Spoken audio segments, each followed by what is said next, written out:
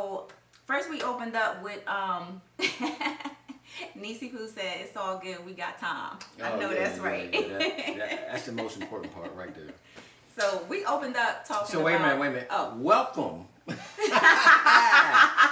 to stage. What are you doing? The people are watching us. Episode 4 of The Race Life. And this is Michael Flagg, and this is my beautiful wife. Hi everybody again. We trying to get this together. Here you go. All right. So we actually opened up today's topics by talking about. It was Bration and I, where we're talking about Erykah Badu and Jill Scott. Remember, Mom said to talk about. Oh, the bleach and the disinfectant issue. Welcome back, Angie. Sorry about that. We getting it together now. But we opened up talking about my mom in love. She wanted us to mention last week about the disinfectant and the bleach issue. And we didn't bring it up. We just started talking about a bunch of other stuff, and we skipped over it. And you guys might have seen the picture that I posted on my Facebook page of the orange man drinking the Clorox bleach. And I was telling Michael that it ruffled, some feathers of some people, and they were like, he didn't say that. That's not what he said, and blah, blah, blah. Yes, the hell it was what he said. We heard him. Everybody heard him. And they kept playing it, like, all over all the news stations. So, we was just telling people, reiterating, please don't drink no bleach. Please don't drink no disinfectant.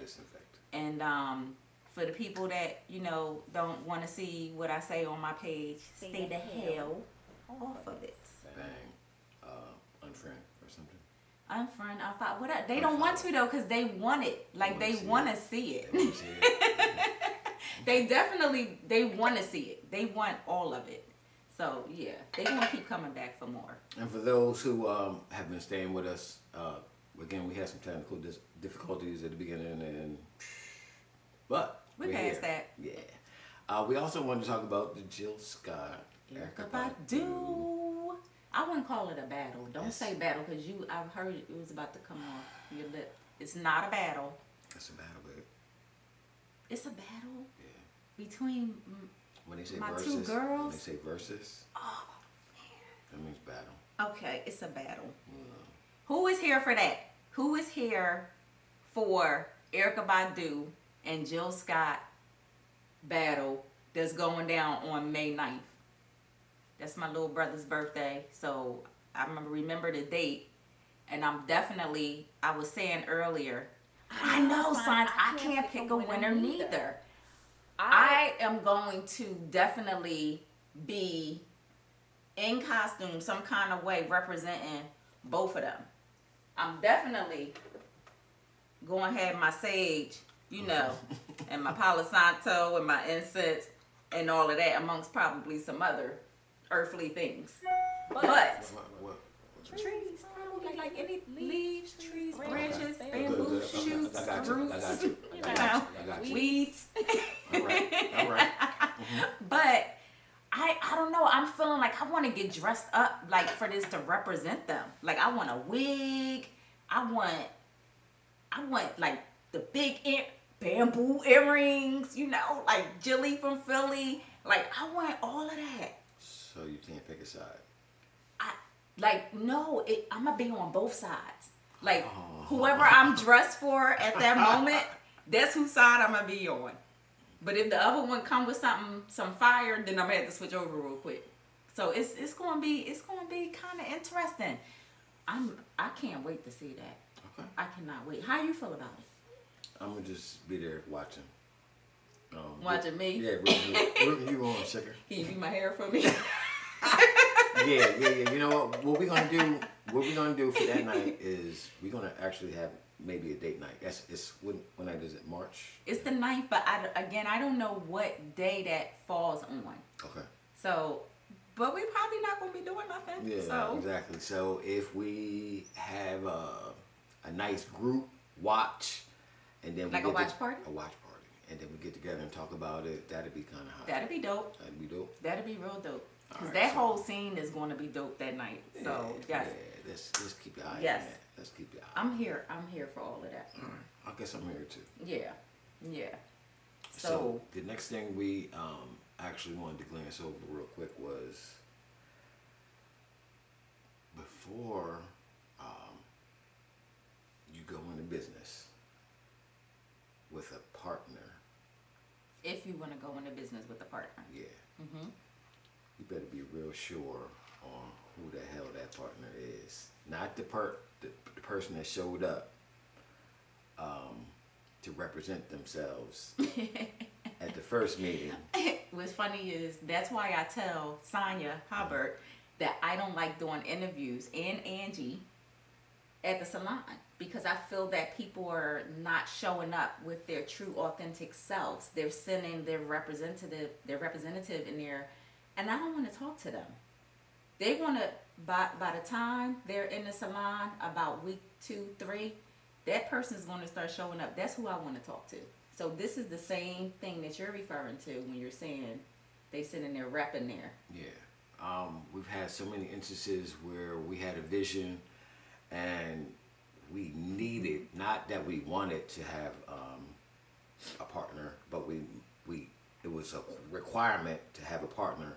And through rush to judgment, we made a couple mistakes that just luckily God let us out of those mistakes. And all we had to do was pay a little bit of money. But through lesson learned, you just have to know who you're going into business with. But for self, we said, I always tell staff that just because you can make a cupcake doesn't mean you can run a bakery. Absolutely. Everybody thinks that they can run a business, and they always ask, well, why did you and your wife work so good, or how can y'all work together all the time? She's just like my opposite. She's my other half, and she likes to do stuff that I don't like to do, and I like to do stuff that she doesn't like to do, so we complement each other. And that's like a major part of our relationship, and it makes it easier to become business partners. Because I talk to a lot of guests when their husbands, I mean, I don't want to get in their stuff, but it's the rich life, baby. What do you mean? When We're getting into it. Our stuff is out. Right. When their husbands is doing something and the husband got a vision, the wife might be like, yo, that's his vision. I don't get into that. That's all his stuff. For us, it's not his stuff or her stuff. It's just our stuff. And he won't let me have my stuff. there is no she can have her stuff. Well, I try to make her stuff our stuff too. But we try to do it together, and that's, I guess that's a different way of thinking. Even when I was growing up, I had to change my mindset, because when I was growing up, I always thought marriage was just like giving up half your stuff, and that's the way it was presented. And boom, because I didn't really have anybody that had been married a long time, like Miss Sharon. Hey, like mom and dad, like 75 years of marriage. You know what I mean? So when you start getting around different couples and hearing their stories, and then you have to learn that 1 and 1 actually doesn't make 2; it makes like 1 million. So it's a difference. So even when you're choosing a business partner, and that's even a partner, period. Just a partnership. Yes, choosing a partnership, you have to realize that 1 and 1 is not gonna. It's supposed to equal 2. It's actually supposed to equal exponentially more than 2. Yes. And you're just adding value to each other's lives, so you can do way more. Absolutely. Than what you could. Than what you do by yourself. Exactly. And then I realized I didn't have nothing, so giving up half my nothing was like. He's like, you can have all of this. Yeah, it was like easy. You know what I mean? So that was like, hey, take that. Have it all. Take that. But if you lock on to the wrong partner, oh my goodness gracious, it could, like, it's going to be draining because you don't want to get up in the morning and have to fight your partner and fight the rest of the world, because it's just draining. So, and it's a lose-lose. Yeah, exactly, a lose-lose. So, one story I kind of tell in our meetings is, okay, so for a car, you got 4 tires, right? And then if you are on a journey and one goes out, bang, you got to put a donut on.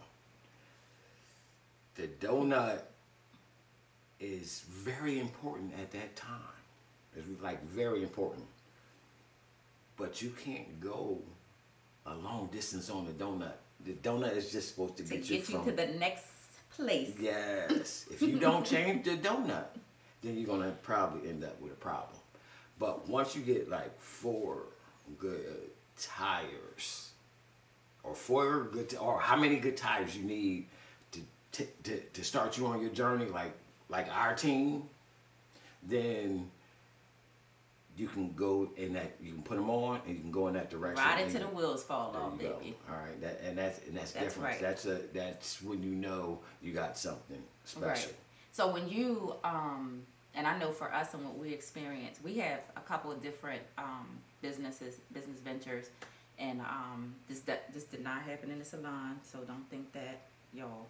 But a lot of times when we talk about that rep, it's like you think that you know people, and you may have been around them for years and dealt with them on another level, but when you bring that business part into it, it changes the complete dynamic of what you thought the relationship was before. It's just completely different. You can be cool, hanging out, talking, whatever it is. I don't care what it is. The moment you bring somebody in to go into business with you or ask them to join on as a partner, it changes everything completely. Because now you got somebody standing next to you that you have given. That's right. Because they didn't come in with it. They didn't come to you and brought you in as a partner. You came to them and you gave them something. So number one, they're not honoring what you gave them. And number two, they're taking what you gave them and they're trying to be the owner of all of it. And make it their vision. So you got to be very, very, very careful with that. We have definitely, I have no problem with severing ties and relationships. I'm probably way quicker than you are. Yeah. And Sissy just said loyalty is royalty, and yes, it is. Because I mean, we was talking about it earlier, and people were saying they didn't hear this part, but we was talking about how you, they come in and you put everything out on the table. This is how this is supposed to be. This is how you giving them everything. You giving them all the ingredients, yep. Everything, and to set them up for success. But the moment they feel like, oh, I'm going to peel off and do this my way, and we just going to deal with this shit later, then the problems start. Yeah. So, and yes. They only do it, I don't want to say they only do it in black places. No. Black bosses, but nobody ever tries to make cheesesteaks at McDonald's. They're not going in there changing McDonald's shit. Exactly. They're not messing with their damn sauce. Exactly. Kavan, you hit that right on the nose. Kavan said that's why you got to have people with the right spirit, people who want you to win. That is absolutely right. But we all know too that people be acting like they cheering for you, and they not. But the moral to this story is everybody, that wants to go in business, sometimes you feel like you need to have a partner. It might not be something that you necessarily want. If you feel that need, or even if it's something that you want, make sure you're doing your due diligence on a person. Don't just base it off of a relationship that you may have had, with them or somebody Like, you gotta really figure out what you're dealing with, yep. As much as you can. Yes, everybody has to be vetted. Kavan, thank you for that. Yes, because you can really, really, really get yourself in a situation where that you just don't want to be in. There you go. You know, and that's really all I got to say to that. You got anything you want to add to that? That's it, baby. I think now again we can't go over an hour. We got to get him something for next week so we can come back. Oh well, first we wanted to talk about too the whole COVID. We got to talk about COVID-19 because that's why we here. We still stuck in here with everybody else. Yeah. Oh, hold on, Sansaray. Hi, babe. Thanks for the question. She said, for the partnerships that work, how do you keep them strong, and why do they work? That is a really good question. Okay. You want to start? Or you want Yeah. to start? There's a difference between leadership and supervision or supervisor. And the difference, and everybody needs a supervisor. So there's no bigger or right or wrong, but the leadership instills nuggets of inspiration and stuff to carry on while you're not supervising them. The supervisor gives rules and regulations just for when you're there. So as a leader, you kind of put seed into your staff. Building a foundation. Building the foundation. Mm-hmm. One of the things that we heard from a preacher a while ago is when you're building a house, everybody kind of looks at the roof as the nicest part, but it's really the foundation. The foundation is the key to building a successful anything. If the foundation ain't right, then don't even plant no seed in there because it's just not going to grow. But once the foundation is cool, then you can start building on it. Your staff, you can start implementing goals because they trust you.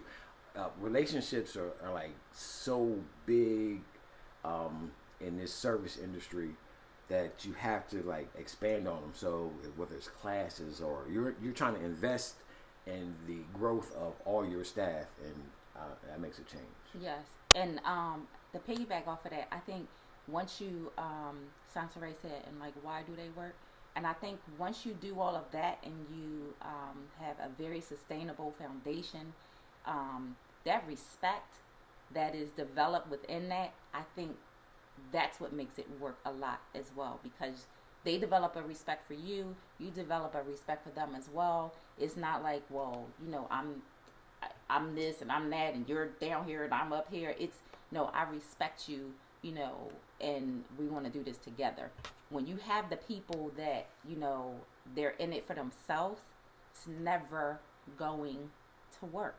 It is always about a greater cause. And if you are all, you know, moving in a direction of working toward the greater cause, then it's going to work. So I always say you got to take yourself out of it. You can't serve anybody, be a service to anything or anybody if you are putting yourself on the forefront. It will never, ever work. Ever. Everything we do in our businesses is for, you know, the people, for our employees. Like everything we do, even with, we're hosts for Dinner en Blanc Wilmington as well. When we plan that event, it's not about us. You know, in the beginning, everybody was like, oh, that money thing. Get people, they start counting, thinking, oh, they gonna have all these people. They got everything that we do is about the people. So whatever business you get in, whatever venture or partnership, relationship, you gotta kind of take yourself out a little bit and give a little bit more to the other person or other people that's involved. That's exactly right, baby. Now, I do want to make some money off this thing before it's all over because you put a lot of money into it. I want to make some money. Okay, all right. No. I didn't know if you. I don't think any business owner, absolutely right, Nisi, because Hassan says selfless. That's right. But anybody that goes into business, I don't care if you're baking cupcakes at home, if you are, I don't care, making products or a salon or a restaurant or a t-shirt company, whatever it is, you're not going into that business like, oh, I don't want to make no money. No business owner ever should be like, I don't want to make no money. you might have to wait a while to get there and be patient during that time. But we're all in this as business owners to make some money eventually. But you gotta, again, keep putting into it to get out of it. Now, earlier this week we were on the phone with, Derek was on the phone. Was that this morning or yesterday? No, it might have been 2 days ago. Yesterday. No, it was not 2 days ago. Just happened. And we were talking to the doctor. What's today? Friday? Yeah. Oh. Doctor. Friday night therapy. Yeah, that's what we're doing. We're talking to the doctor, and they were giving some updates. There were 2 doctors on the call. Derek Reed was on the call. He actually invited us to the call. Thank you for that. And it was a couple of other people on there with the state, some other salon owners, stylists, barbers, whatever. And it was a very, very great informational call because they was just talking about, number one, concerns that we have, all of us, with this going on. Like, how are we going re-entry? Like, how are we going to get back out there? What does that look like for us? And a lot of the concern for our industry, which is the cosmetology industry, is that we don't have enough like supplies and stuff being offered to us as they are like, nurses, hospitals, and we still are in close proximity of people just like doctors, nurses, so on and so forth. So we feel that we should have the same access to supplies and things like that. So what I got from it was a lot of this is going to be in discussion. They were taking the information back to the governor to try to get some things in order for us, and just getting things taken care of and finding out what resources we want to have available to us, and just to kind of, I don't know, it's so scary because it's like you want to go back to work, like you ready to get out of the house. We all are tired. We all have had enough. It's like, shit, can we get the hell out of here and just go do what we love to do? And go make some money. Yes, and go make some money. But I don't want to put my health at risk. I don't want to put my team's health at risk, to go and do that. So these conversations that they're having, and it was with Christiana Care, which was, phenomenal. I think they're so warranted because we got to get educated. This is like the new normal for a while. I don't know. None of us know when it's going to end.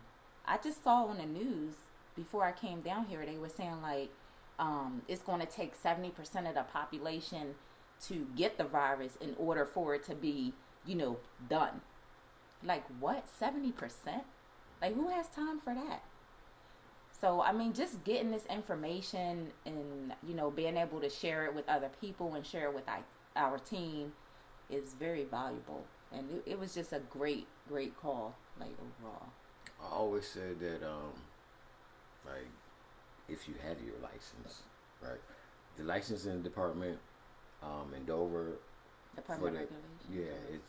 The beauty, the cosmetology is not too far down from the dentistry, the nursing. Right. It should be all together, as nobody's more important than others. Right. But absolutely, it always seems that like we're like a play. We like the others. Yeah, we're like a play. Like they're, they're just hairstylists, or they're just barbers, or they're just, And honestly, I wouldn't send the people back to work without doing their hair, because you're not going to get no work done. I mean, if a woman's not feeling beautiful, she's not going to do too much work. I'm going to tell you that. So all the bosses of the companies, they should be paying us to get these, helping us. They had them come in looking great. Exactly. And the men all groomed up. Without question. Because for sure. It's going to be a mess. And they need to really kind of give us more status and take care of us, because right now we're trying to open up. Yeah, more important. We're trying to open up, and it's hard to get masks. It's hard to get cleaning supplies. It's gonna be hard to get gloves, and they just say open up, and it's like. Yeah, you got it. Yes, looking presentable sounds right. And hi, Miss Angelique, we miss you. She said, when you invest in your team and respect your employees as a value asset, your business grows and you all grow together. And I could not agree more. Yes. I could not agree more. Yes. But yes, I think that my hopes are that now we get the recognition and the respect that we should have gotten a long time ago working in this industry. We probably work some of, and I'm not talking out on nobody else and, you know, what they do for a living, but we probably work some of the longest hours. Oh, yeah. As, you know, barbers and hairstylists and nail techs and, you know, everybody in this industry. Yeah. We put in a lot of time and a lot of hours, and even the people that are working with us, like, for instance, Sonia, our wonderful salon director. Yeah. You know, there's a lot of hours and time, put in a lot of stress on your body. Yes. And, you know, all of that. So we need this respect. We need this. Hopefully we'll get it after this COVID-19 bullshit is over. Yeah, I mean, it's crazy. And to jump on the back of that, there are a lot of barbers and stylists that aren't licensed. And when you're talking to me and you're not licensed, there is no help for you because you can't even register to say you made any money to do anything. So we need for them people to get it together. Exactly. So yes. and it's a lot of barbers out there, and there's a lot of stylists out there. And I'm not saying that this is you're bad. You need to get, if this is your career, you need to get your get serious. Your thing straight. You need to get serious. Exactly. Absolutely. As much as we're trying to get more recognition, you really have to help us try to get your shit straight too, because it's your career. I mean, and together we're better. Yes, and we want you to want to. And we want you to want to. We want you to want to. So we're going to be in this. This is episode 4. This is episode 4, and I want to end on every episode on a positive note, and just send out some love and well wishes, and everybody stay safe and blessed. And don't kill each other. Okay. That is not positive. I said on a positive note. All right. And all them single cats, I told y'all should have got married. I told y'all should have got married a long time ago. Cause listen, don't be jumping from house to house right now. Are you just saying this because I'm sitting here? No. I was talking to my single cats. Like they be like, why? How do you? And I'm like, yo, you gotta find yours. So they not jumping from Corona to Corona house? Yeah. Okay. Yeah. All right. Well, we love you guys. Alrighty. Thanks for tuning in tonight. And next week, 8 o'clock, same time.